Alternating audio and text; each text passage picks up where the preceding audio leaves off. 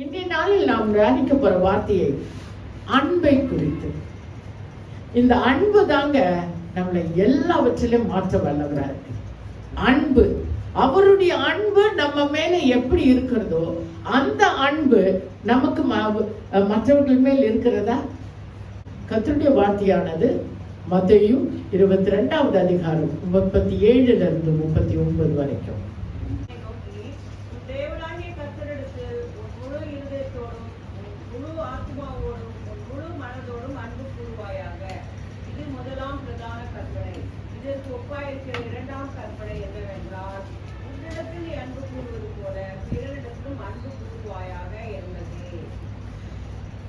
இயேசு அவனை நோக்கி, உன் தேவனாகிய கர்த்தரிடத்தில் உன் முழு இருதயத்தோடும் முழு ஆத்துமாவோடும் முழு மனதோடும் அன்பு கூர்வாயாக.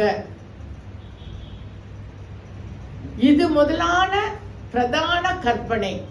அடுத்தது இதற்கு ஒப்பாய் இருக்கிறது இரண்டாம் கற்பனை என்னவென்றால், உன்னிடத்தில் நீ அன்பு கூறுவது போல பிறனிடத்தில் அன்பு கூறுவதே. முழு இருதயத்தோடும் முழு ஆத்துமாவோடும் முழு சிந்தையோடும் முழு பலத்தோடும் அவரை நேசிக்கும்படியான இருதயத்தை எப்படி பெற்றுக்கொள்வோம் என்றால், அவர் முதல்ல சொன்னாரு, முதல்ல முழு மனதோடும் முழு ஆத்மாவோடும் முழு சிந்தையோடும் முழு பலத்தோடும் என்னை நேசி, தேவனை நேசி, என் ஆண்டவரை நேசி, என் தகப்பனை நேசி என்று இயேசு சொன்னார். ஆனால் அதற்கு ரகசியமாய் வைத்திருக்கிற ஒரு காரியம் என்ன என்றால், நீ உன்னை நேசிப்பது போல உன் அயலானை நேசி. நீங்கள் உங்களை நேசிக்காமல் உங்கள் தேவனை நோக்கி முழு மனதோடும் முழு ஆத்மாவோடும் முழு சிந்தையோடும் முழு பலத்தோடும் நீ நேசிக்க இயலாது. நம்மளை முதல்ல நேசிக்க வேண்டும். நான் என்ன நேசிக்க வேண்டும்? நம்மளையே நேசித்தா everything will be a full fit. புரிஞ்சுதுங்களா? நான் என்ன நேசிச்சா என்ன பண்ணுவேன்? எனக்கு 62 வயசு ஆச்சு. நான் என்ன நேசிக்கிறேன்? அப்போ நான் சாப்பிடும்போது என்ன யோசிப்பேன்? எனக்கு டயபிட்டிஸ் வரக்கூடாது, எனக்கு ப்ரெஷர் வரக்கூடாது, நான் அளவாக தான் சாப்பிடணும், நான் வாக்கிங் போகணும், நான் வாக்கிங் கம்பல்சரியா போய் தான் ஆகணும், சோம்பல் எனக்கு வரக்கூடாது, நான் காலையில இருந்து என்னுடைய வேலை நான் தான் செய்யணும், யாரும் ஒருத்தர் செய்யணும்னு நினைக்க கூடாது, எனக்காக மற்றவங்க செய்யணும்னு நினைக்க கூடாது. இல்ல நான் கவலையா இருக்கேன், நான் முடக்கிட்டே படுப்பேன். நோ நோ, அப்ப அந்த இடத்துல பிசாசு தான் ஜெயிப்போம். நான் என்ன நேசிப்பது போலன்றது எப்படின்னா, the breakthrough, நம்ம ஆண்டவர் என்ன நினைக்கிறார் என்ற வசனத்துக்கு ஒப்பு கொடுத்து break it. சமாதானம் இல்லையா?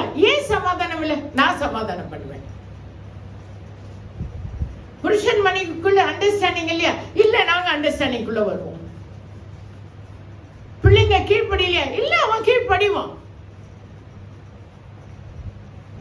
எனக்கு அது வேணும், எனக்கு இது வேணும், இல்ல எல்லாமே எனக்கு வரும், மன விருப்பத்தின்படி தந்தரல தேவன். அந்த இடத்துல புலம்புறதுக்கோ, உன்னை நீ நேசித்தால் மாத்திரம்தான் உனக்கு கொடுத்த வாக்குத்தத்தம் உனக்குள்ளே நிறைவேறி கொண்டு இருக்கிறது. எனக்கு கொடுத்த வாக்குத்தத்தங்கள் எனக்குள்ளே நிறைவேறி கொண்டு இருக்கிறது. He is a promising God. புரிஞ்சுதுங்களா? ஹல்லேலூயா சொல்லுங்க. நீங்க அதை ஏற்றுக்கொள்ளாம, நான் என்னை நேசித்து எனக்கு சொன்ன யாவையும் நான் பெற்றுக்கொள்வேன், என் மன விருப்பத்தின்படி அவர் தந்தருளுவார், எனக்கு தந்து கொண்டு இருக்கிறார், தந்திருக்கிறார், தந்தவை காட்டிலும் மித்த லிஸ்ட்ல இருக்கிறத தருவார், அவர் செய்வார், அவர் செய்து கொண்டு இருக்கிறார் என்ற நினைவுதான் என்னை நான் நேசிப்பது போல என்னுடைய பக்கத்தில் இருக்கும் என் சகோதரனையும் சகோதரியும், என் பிள்ளைகளையும், என்னுடைய தாய் தகப்பனையும், அல்லது என்னுடைய கணவனையும், என்னுடைய மனைவியையும், என்ன உற்றார் உறவினரையும் நான் நேசிக்க முடியும். அதுக்கப்புறம் நீங்க உங்களை நேசிச்சு பாருங்களேன். நேசிக்கும் போது ஒரு பப்ளிங் இருக்கு பாருங்க, ஒரு சந்தோஷம் இருக்கு பாருங்க. அப்ப ஆண்டவரை பார்த்து என்ன சொல்ல தோணும்? கையை வைத்து, thank you Lord, you are a wonderful God, you have done it, it's not me, it is you who have done it. நீர் தான் செய்தீர், நான் அல்ல ஆண்டவரே, நீரே எனக்கு எல்லாவற்றையும் செய்கிறீர், என் முழு இருதயத்தோடும் நேசிக்கிறேன் ஆண்டவரே.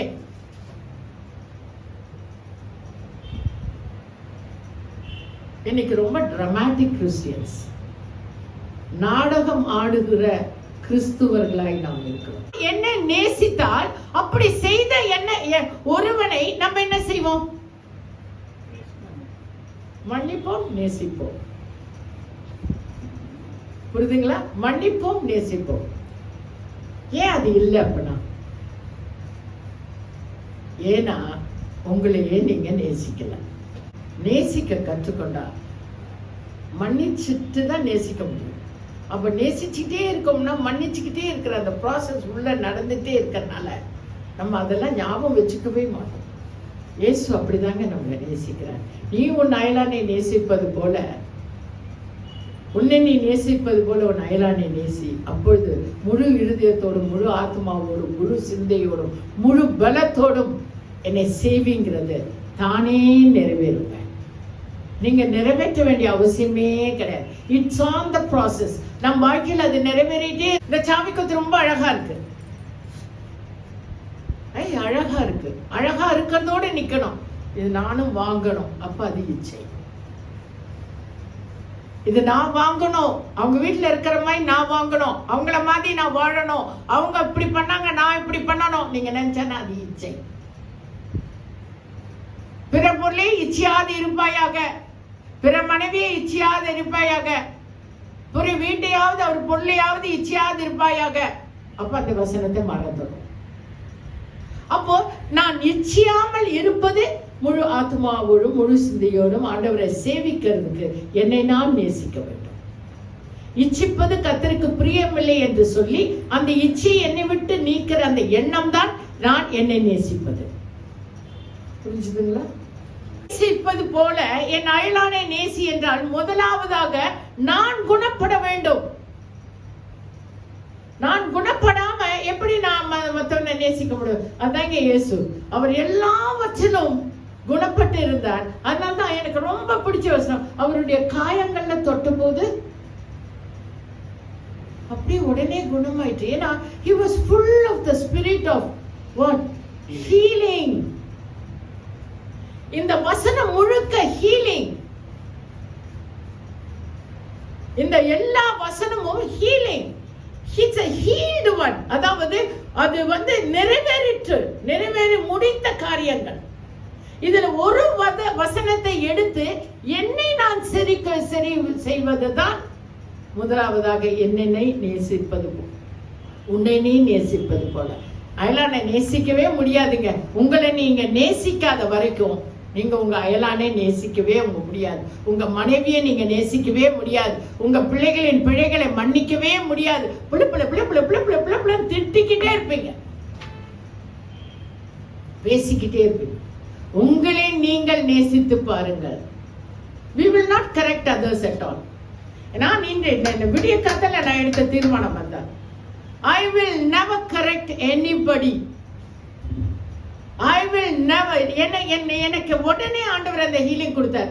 என் கண்ணில இருந்து மற்றவர்கள் சரியாக வேண்டும் என்ற ஒரு எண்ணம் இருந்தது. அது என்னை விடிய கத்தல அதை நீக்கினார். ஏனென்றால் என்னை அவர் குணப்படுத்தினார். ஹல்லேலூயா. நாம் குணமடைந்தோம் என்றால் மற்றவர்கள் தானே குணமடைந்து கொள்வார்கள்.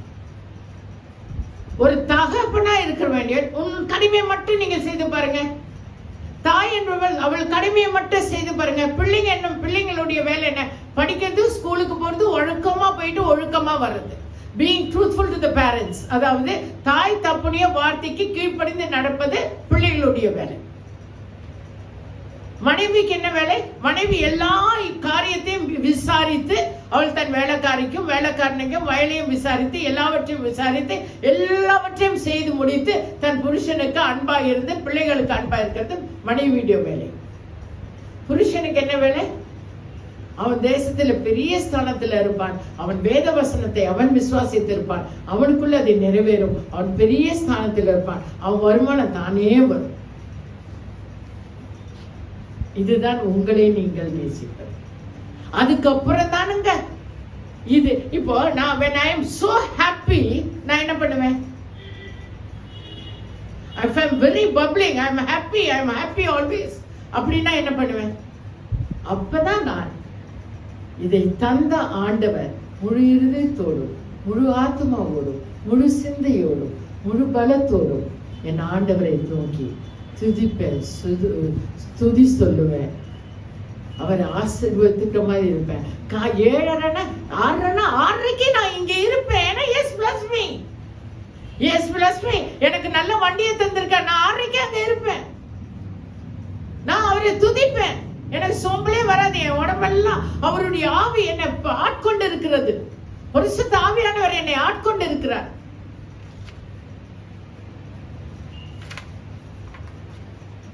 இது ஏன் அந்த முழு மனதோடும் முழு இருதயத்தோடும் நாம் ஆண்டவரை நேசிக்காதது காரணம் என்ன என்றால், நான் இப்ப சொன்னேன் பாருங்க, பரிசுத்த ஆவியானவருடைய இடைப்படுதல். ஒரு வசனத்தை முழு மனதோடு கீழ்ப்படுதோம். 10 கட்டளையில, போன வாட்டி கூட சொன்னேன்னு நினைக்கிறேன், 10 கட்டளையில ஒரு கட்டளையை எடுத்து பரிபூர்ணமாக அதை கீழ்ப்படிந்து பாருங்கள்.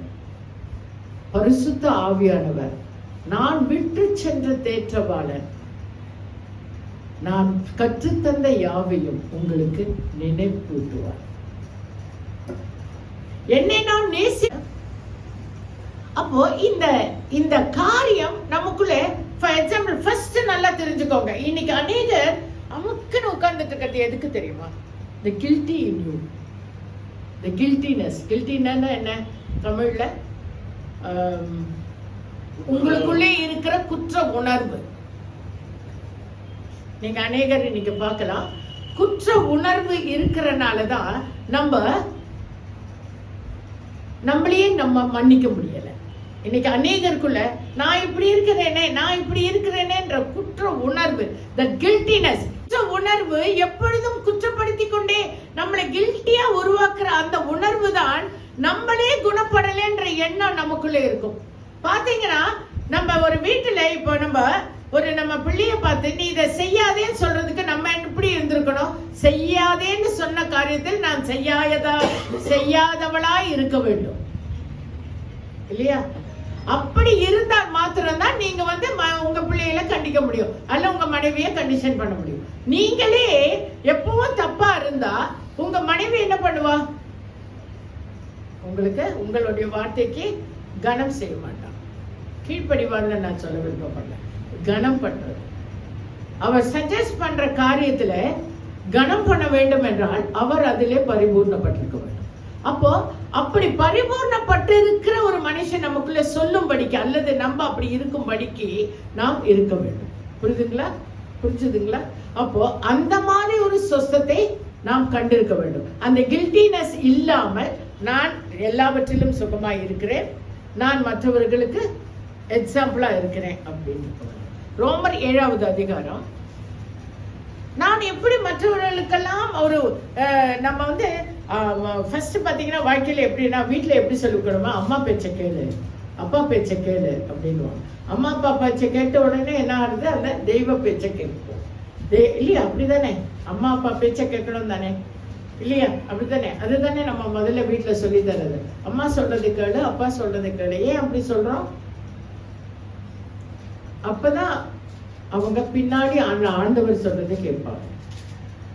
ஏன்னா நீங்க சொல்ற வாக்கு என்னது? தெய்வ வாக்கு மாதிரி. நீங்க சொல்றது, ஏன்னா எங்க அப்பா அதை செய்யறது இல்லை, அதனால அவர் சொல்றார், அது சொல்றது நல்லது அவருக்கு, ஆண்டவர் சொல்றார், ஆண்டவர் சொல்றதை நான் கேட்கிறேன் அப்படின்றதுதான் நமக்குள்ள எண்ணம் வர வேண்டும்.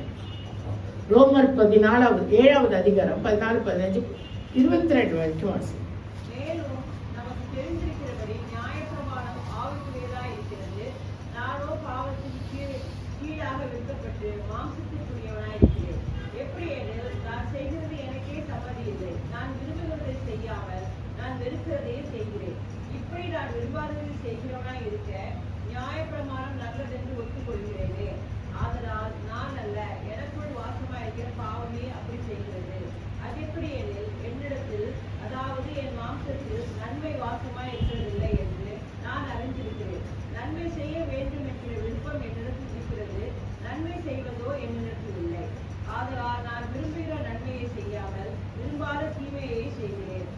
பாருங்க, அந்த இடத்துல பவுல் சொல்றார், நான் செய்யக்கூடாதுன்னு நினைக்கிறேன் நிறைய காரியங்களை, நியாயப்பிரமாணத்தின்படி, அதாவது பொய் சொல்லாது இருப்பாயாக, களவு செய்யாது இருப்பாயாக, பிறர் மனைவி இப்படி சொன்ன நியாயப்பிரமாணத்தை நான் மதிக்கிறேன், அதன்படி நான் கீழ்ப்படிஞ்சு வரேன்.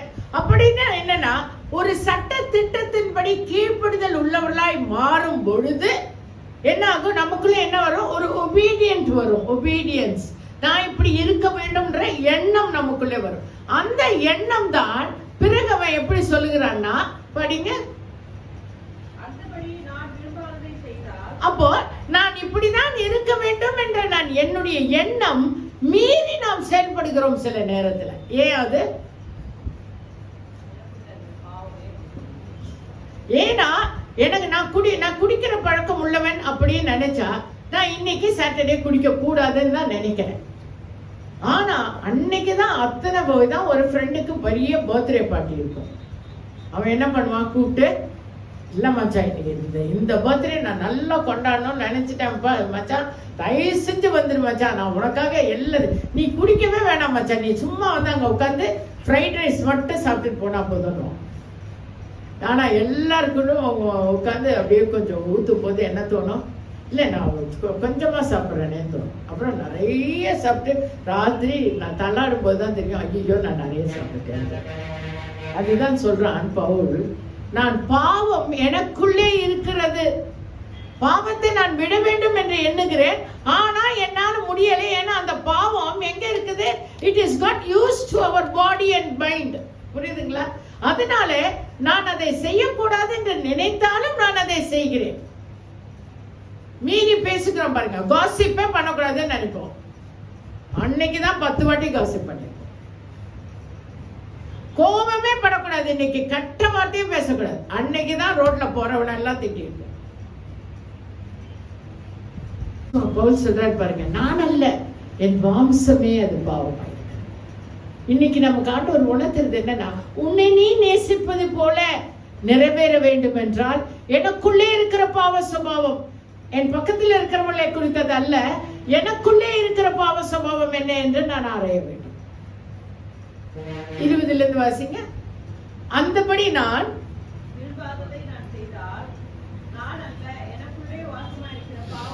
அதை செய்துட்டு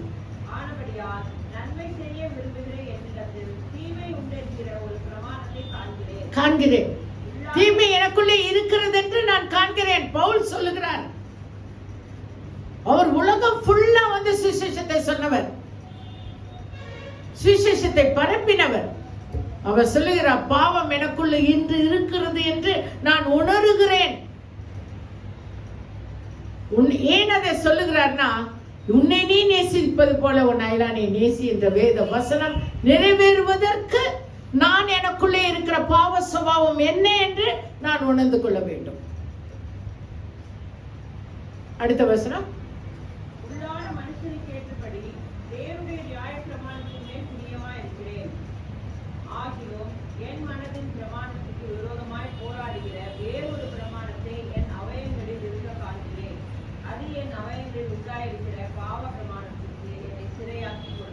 புரியுதுங்களா?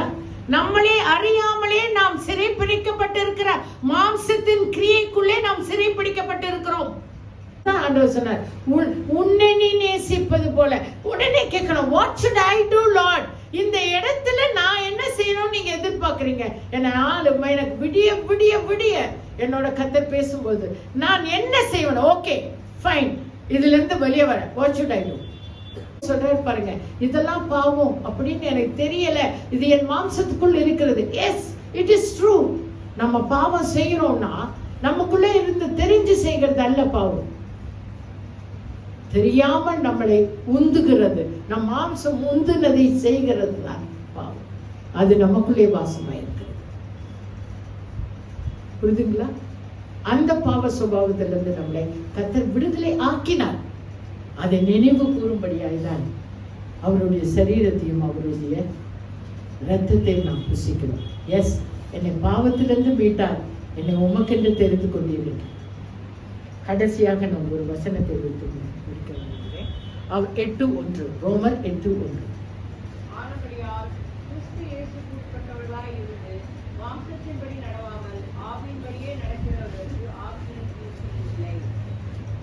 அப்போ ஆனபடியினால் கிறிஸ்து இயேசுக்கு உட்பட்டவளாய் இருந்து நான் என்னை நேசிப்பது எப்படி என்றால், நான் வசனத்துக்குள்ள வாழ்கிறேனா என்று நான் ஆராய்ந்து அறிந்து என்னை நிலைநிறுத்துறது தான் நான் என்னை நேசிப்பது போல. புரியுதுங்களா?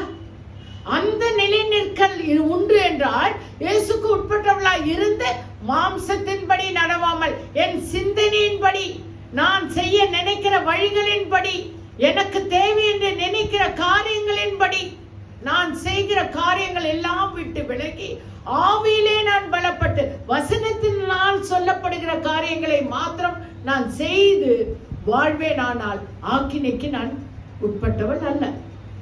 இதற்காக தான் என்னையும் ஒன்றிலேயே தெரிந்து கொண்டார். ஆக்கினை என்றால் என்னது? The result. Whatever we do, we have a result. That's a bad result.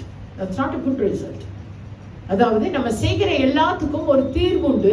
அந்த தீர்வு கெட்டதா இருக்கக்கூடாது, நல்லதா இருக்கணும்னா ஆவிக்குரிய ஒரு மனுஷனா இருந்தா மாத்திரம்தான் நம்ம நல்லவங்களா இருக்க முடியும். அந்த நல்ல தீர்விலே முடிய முடியும்.